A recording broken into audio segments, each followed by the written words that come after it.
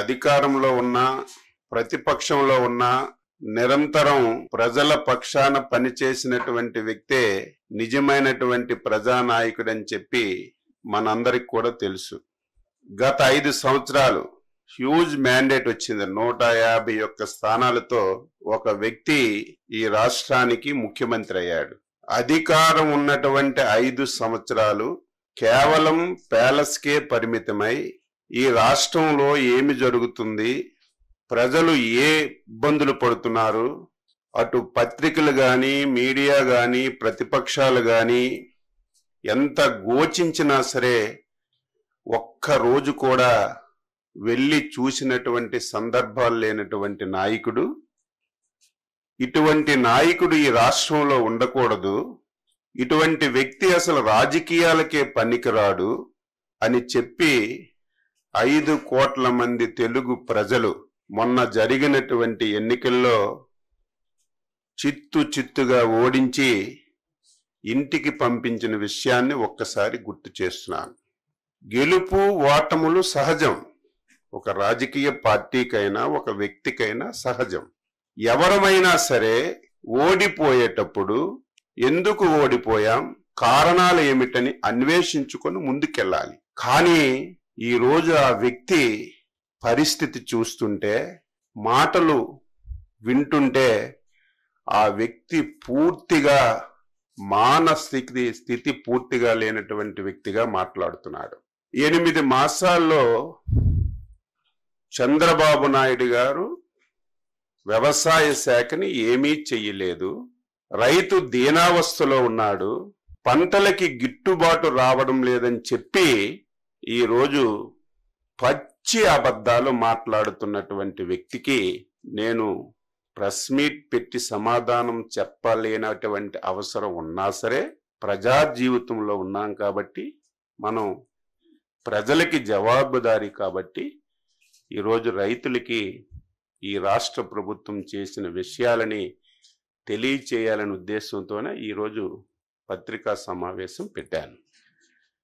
5 సంవత్సరాలు ఈ రాష్ట్రంలో ప్రధానమైనటువంటి శాఖలు, 70% మంది బతుకుతున్నటువంటి శాఖలు, ఈ రాష్ట్రానికి ఆదాయ మార్గాలను తీసుకొస్తున్నటువంటి శాఖల్ని 5 సంవత్సరాలు తాళమేసి బిగించినటువంటి వ్యక్తి ఈరోజు ఆ శాఖల గురించి మాట్లాడుతున్నాడు.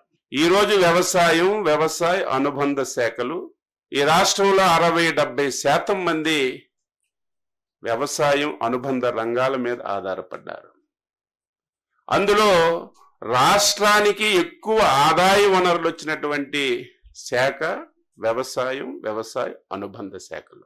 5 సంవత్సరాలు ఒక్కటంటే ఒక్కటి రైతు గురించి నువ్వు చేసి ఇది నేను చేశానని చెప్తే ఎవరమైనా సరే గౌరవిస్తాం. ఒకవేళ ఆయన చేసిన మంచి విషయాలుంటే తీర్చుకొని ఆచరిస్తాం. 5 సంవత్సరాల్లో అతి ప్రధానమైనటువంటిది శాఖలో సాయిల్ టెస్టింగ్ అనేది ఒక్క సెంటు భూమికి సాయిల్ టెస్టింగ్ చేసి ఒక్క కార్డైనా నువ్వు ఇచ్చావని నిరూపించగలిగితే నువ్వు చెప్పిన దానికి నేను సిద్ధంగా ఉంటాను. 5 సంవత్సరాల్లో మొత్తం వ్యవసాయ శాఖని అట్టక మీద పెట్టావు. 2014-19లో చంద్రబాబు గవర్నమెంట్లో తీసుకున్నటువంటి అనేక నిర్ణయాలని నువ్వు పూర్తిగా పాతాళలోకాన్ని పాతిపెట్టి రైతుకి తీవ్రమైనటువంటి ఇబ్బందులకు గురి చేశావు.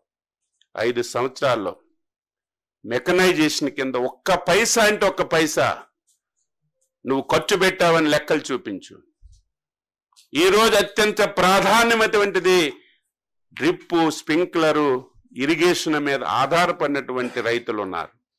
అందులో నువ్వు పుట్టినటువంటి రాయలసీమ జిల్లాలో ఎక్కువ మంది డ్రిప్ మీద, స్ప్రింక్లర్స్ మీద ఆధారపడుతున్నారు.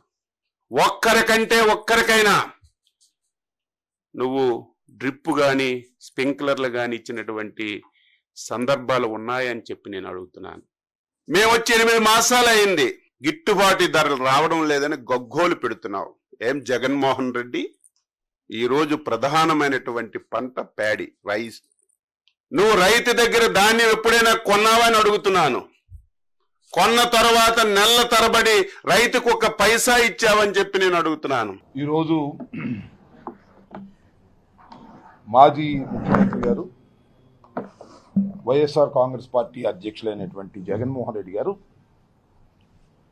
మిర్చి రైతులను పరామర్శించాలి, వారి ఇతిబాధలు తెలుసుకోవాలి, వారు ఏ పరిస్థితుల్లో మిర్చి ధర పడిపోయి రైతాంగం ఇబ్బంది పడుతున్నారో స్వయంగా రైతుల్ని అడిగి తెలుసుకోవాలనేటువంటి ఒక ఉద్దేశంతో రాష్ట్రంలోనే కాదు దేశంలోనే అతి పెద్ద మిర్చి యార్డ్ అయినటువంటి గుంటూరు మిర్చి యార్డ్కి వచ్చి వారితో మాట్లాడి దాని మీద ప్రభుత్వం మీద ఒత్తిడి తీసుకురావాలనేటువంటి ఒక ప్రయత్నంతో మాజీ ముఖ్యమంత్రి గారు ఇవాళ మిర్చి యార్డుకు వచ్చారు. మిర్చి యార్డుకు వచ్చిన సందర్భంలో రైతుల్ని కలుసుకోవడానికి ప్రయత్నం చేశారు. కొంతమంది రైతుల్ని కలుసుకున్నారు, వారితో మాట్లాడారు. ఆ తరువాత అంత ఒత్తిడిలో కూడా మీడియాతో కూడా వివరంగా మాట్లాడి వెళ్ళారు. ఇవాళ మేమందరం ఇక్కడ సమావేశమైంది మీతో మాట్లాడాలనుకుంటున్నటువంటి అంశాలు రెండు ప్రధానంగా ఉన్నాయి. జగన్మోహన్ రెడ్డి గారు ఎప్పుడైతే రైతుల్ని కలుసుకొని మాట్లాడి మీడియాతో మాట్లాడి వెళ్ళారో ఆ తరువాత తెలుగుదేశం పార్టీకి చెందినటువంటి నాయకులు చాలామంది రియాక్ట్ అయ్యారు. వ్యవసాయ మంత్రి గారు కూడా రియాక్ట్ అయ్యారు. ఇంకా కొంతమంది మాజీ మంత్రులు రియాక్ట్ అయ్యి పచ్చి అబద్ధాలు చెప్పేటటువంటి కార్యక్రమం చేశారు. వ్యవసాయ మంత్రి గారు మాట్లాడుతూ ఏమంటాడంటే, ఇప్పుడు 13,000 అమ్మింది, 1-2 సార్లు తప్ప మిర్చి అనేటువంటి మాట మాట్లాడాడు. వ్యవసాయ మంత్రి గారికి మరి సమాచారం ఉండి మాట్లాడాడో సమాచారం లేక మాట్లాడాడో నాకు తెలియదు. అంతేకాదు, ఇవాళ మిర్చి రైతులకు సంబంధించిన అంశం మీద ఎప్పుడైతే జగన్మోహన్ రెడ్డి గారు మిర్చి యార్డుకు వచ్చి రైతుల్ని పరామర్శిస్తారని తెలిసిందో వెంటనే ముఖ్యమంత్రి గారు ఏదో సమీక్ష నాటకాన్ని ఆడి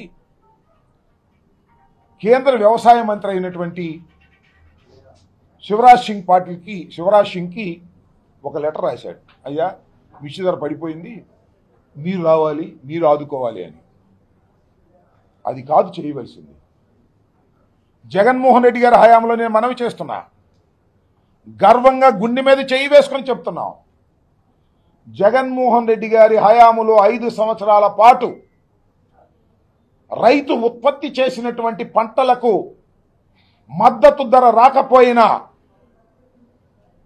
లేదు రైతు నష్టపోతున్నాడని గ్రహించిన 3,000 కోట్ల రూపాయలు ధరల స్థిరీకరణ కోసం పెట్టి ధాన్యం కొన్నాం, పత్తి కొన్నాం, శనగ కొన్నాం, పొగాకు కొన్నాం. కొని రైతుకు నష్టం లేకోకుండా ఆదుకున్నటువంటి ప్రభుత్వం వైఎస్ఆర్ కాంగ్రెస్ ప్రభుత్వం, జగన్మోహన్ రెడ్డి గారిని మనవి చేస్తున్నాం. ఇవాళ అవాకులు చవాకులు పేల్తా ఉన్నారు మంత్రులు సైతం.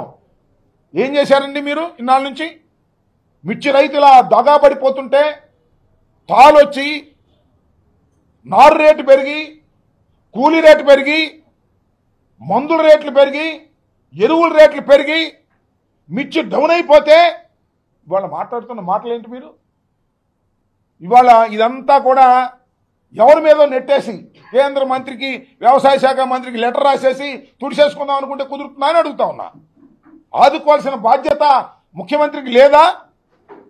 నేను గర్వంగా చెప్తున్నా, వైఎస్ఆర్ కాంగ్రెస్ పార్టీ ప్రభుత్వం రైతు పక్షపాత ప్రభుత్వం. ప్రభుత్వానికి నష్టం జరిగినా రైతుని ఆదుకోవాలని తాపత్రయపడినటువంటి ప్రభుత్వం. మీరు ఎప్పుడు కొనలేదని వాళ్ళ ఆయన వ్యవసాయ శాఖ మంత్రి గారు అంటున్నాడు. 64,000 కోట్లు వెచ్చించి ధాన్యాన్ని కొన్నటువంటి సందర్భం రికార్డ్స్ ఉంటాయి, చూసుకోమంటున్నా. మీ అధికారులు పిలిచి మాట్లాడుకోండి. పూర్వం చేసిన అధికారులు వ్యవసాయ శాఖలో జగన్మోహన్ రెడ్డి గారి టైంలో ఎంత చక్కగా వ్యవసాయం అంటే దండగ లేకోకుండా ఉండాలని తాపత్రయపడినటువంటి ముఖ్యమంత్రి జగన్మోహన్ రెడ్డి గారు ఇవాళ ఏంటండి మీరు 9 మాసాలైంది వచ్చి మీరు రాగానే అన్ని రేట్లు పడిపోయినాయి. ఇదేం కర్మ నాకు అర్థం కాల. చంద్రబాబు నాయుడు గారు వచ్చారు, ప్రమాణ స్వీకారం చేశాడు, దేనికైనా ధర ఉందండి? పత్తికి లేదు, శనక్కు లేదు, కందికి లేదు, ధాన్యానికి లేదు, మిర్చికి లేదు. ధాన్యం అయితే ఎంత దౌర్భాగ్యం అంటే 1200కి 1300కి అమ్ముకున్నారు, కల్లాల్లో అమ్ముకున్నారు. పైన వర్షం పడతా ఉంది, మిల్లర్లు దోచేసుకున్నారు. అలా కాదు, మేము మద్దతు ధర కొంటామని ఎప్పుడన్నా అన్నారండి మీ జీవితంలో? రైతు నట్టేట మునిగిపోతుంటే ఆనందంగా కళ్ళు ఆర్పుకోకుండా అబద్ధాలు చెప్పేటటువంటి కార్యక్రమం చేశారు తప్ప ఎప్పుడు రైతును ఆదుకోలేదు.